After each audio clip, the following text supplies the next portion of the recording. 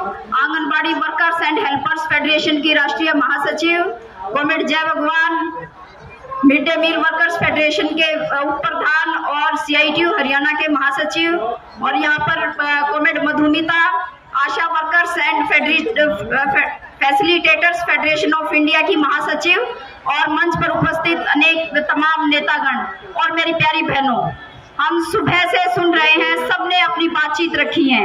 यहाँ पर देश के कोने कोने से आशा वर्कर पहुंची हैं और बहुत सारी मेरी बहनें 2-2, 3-3 दिन के सफर तय करके भी आई हैं और अभी उनको वापस घर जाने में भी 2 दिन 3 दिन भी लगेंगे।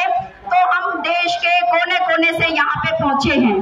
सबने यहाँ पर बोलते वक्त बताया कि लगातार आशा वर्कर्स पर काम का दबाव बढ़ाया जा रहा है, और ये बिल्कुल सच बात है कि बिल्कुल एक कोने से देश के लेके दूसरे कोने तक तमाम जगह पे स्वास्थ्य विभाग के जितने भी काम हैं वो तमाम काम आज आशाओं के ऊपर लादे जा रहे हैं। और न केवल वो काम लादे जा रहे हैं, उनके बदले जो इंसेंटिव दिए जाने चाहिए थे उस काम के बदले में वो इंसेंटिव्स भी नहीं दिए जा रहे हैं।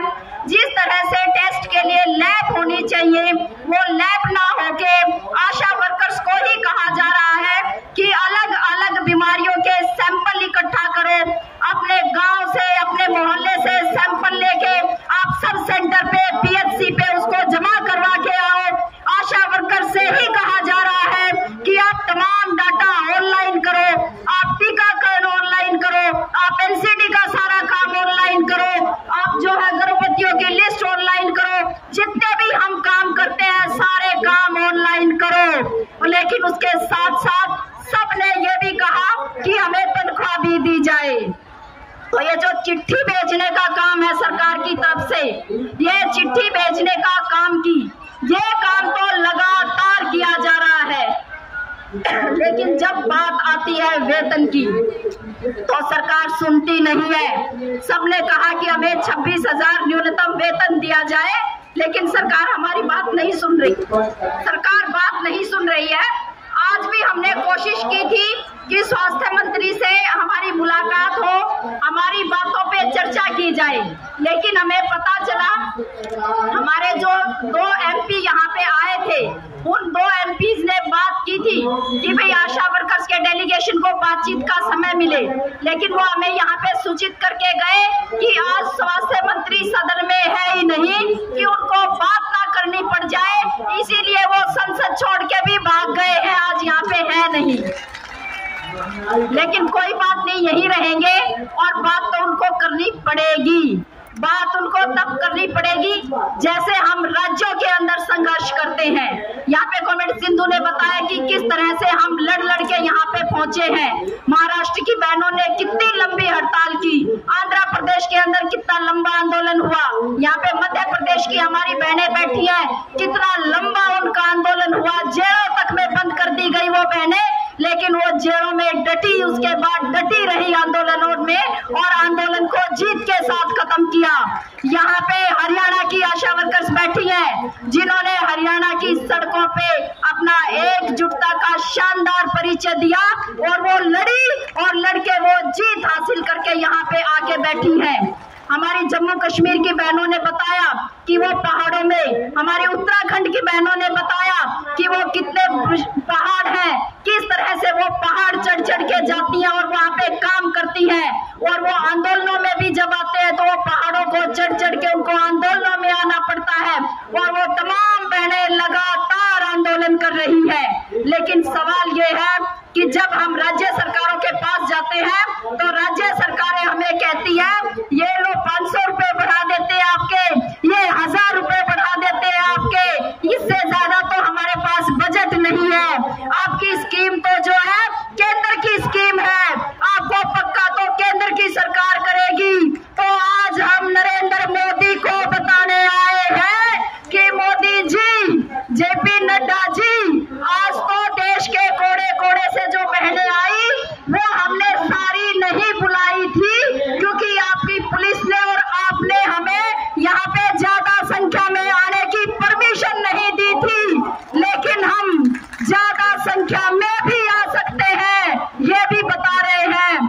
दूसरा जो 10 लाख हम आशा वर्कर्स और फैसिलिटेटर्स हैं, वो आने वाले समय में जिस तरह से हम राज्य सरकारों के साथ आंदोलन करते हैं, पूरे देश की 10 लाख आशा वर्कर और फैसिलिटेटर्स आने वाले समय में केंद्र सरकार के खिलाफ आंदोलन करेंगी।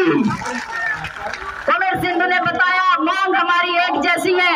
आंगनबाड़ी की स्कीम को 50 साल हो गए हैं। मिड डे मील की स्कीम और एनएचएम की स्कीम एक साथ शुरू हुई थी। हमें भी 19 साल हो गए हैं काम करते हुए, लेकिन हमारी बात नहीं सुन रही है सरकार। तो आने वाले समय में न केवल हमारे अलग अलग आंदोलन इस केंद्र सरकार के खिलाफ, इस देश की 60 लाख स्कीम वर्कर भी एक साथ बड़े आंदोलनों का आह्वान करेंगे। यहाँ से हम आपको ये चेतावनी देके जा रहे हैं।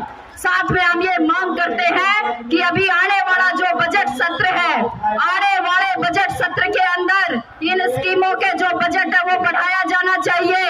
एनएचएम के बजट में बढ़ोतरी होनी चाहिए और आशाओं का जो इंसेंटिव है उसमें भी बढ़ोतरी होनी चाहिए। हमारा फिक्स वेतन भी होना चाहिए।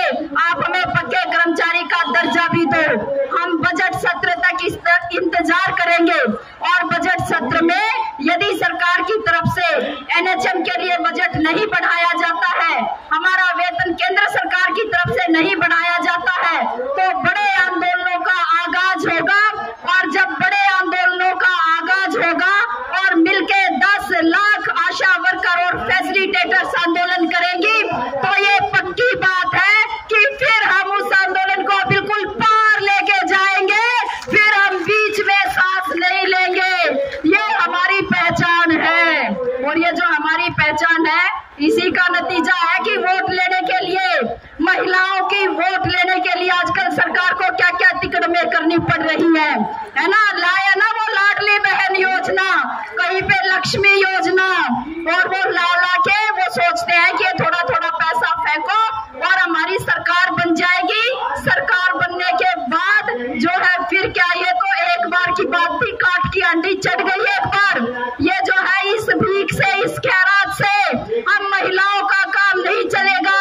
हम कामकाजी महिलाएं, हम 60 लाख स्कीम वर्कर अपना हक पूरा लेंगे। हम पक्के कर्मचारी बनेंगे, हम पूरा वेतन लेंगे और तमाम सामाजिक सुरक्षा लाभ हम हासिल करके रहेंगे।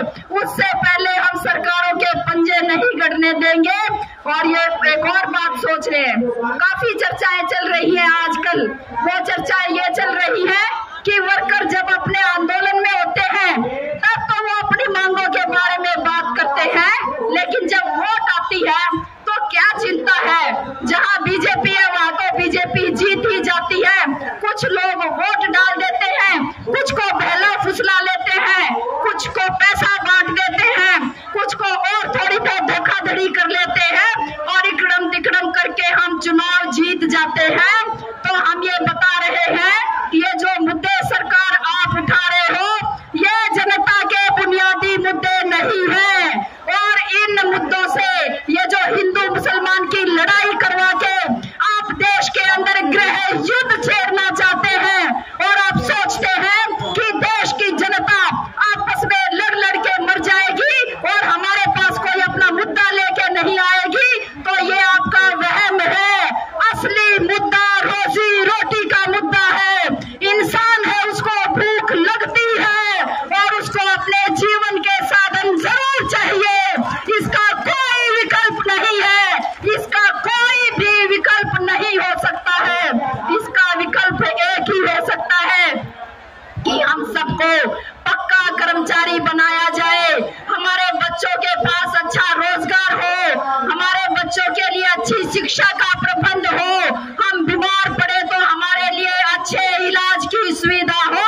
इन मुद्दों का और कोई विकल्प नहीं हो सकता। ये हमारे बुनियादी मुद्दे हैं और इन बुनियादी मुद्दों के लिए पहले भी कहा जाता था ये मोदी है झुके को नहीं। किसानों ने 13 महीने तक अपने दिल्ली के बॉर्डर्स पे बैठ के मोदी को झुकाया।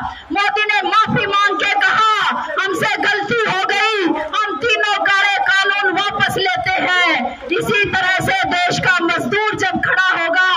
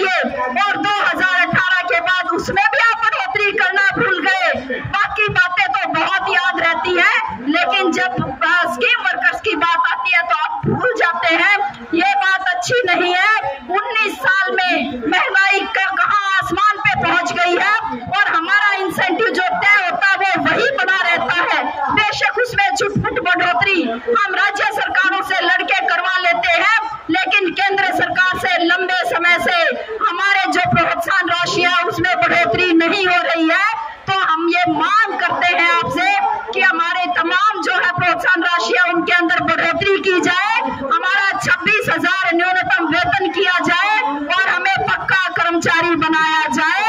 हम बजट सत्र तक इंतजार करेंगे। यदि ये नहीं होता है तो उसके बाद हम एक लंबी लड़ाई की तैयारी करेंगे और देश की तमाम 10 लाख आशा वर्कर्स और फैसिलिटेटर्स सरकार के साथ आर पार की लड़ाई करने के लिए तैयार हैं। इसी आह्वान के साथ और इसी अपील के साथ मैं अपनी बात खत्म करती हूँ। आप सबने मेरी बातचीत सुनी, उसके लिए आप सबका बहुत बहुत धन्यवाद।